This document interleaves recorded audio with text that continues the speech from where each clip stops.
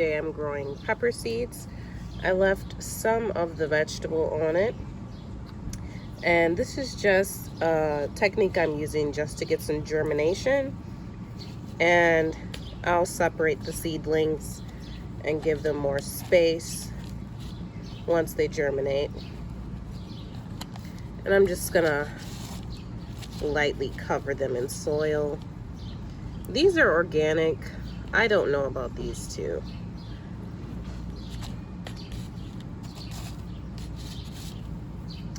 And not really sure how long this will take, but I will be back in a week or two.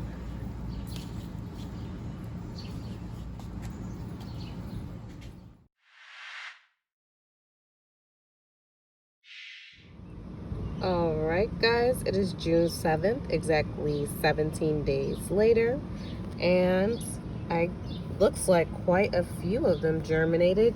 You can see some of the seeds sitting on top of the leaves.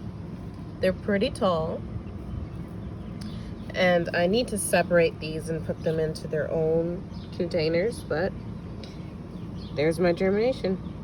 Worked pretty good.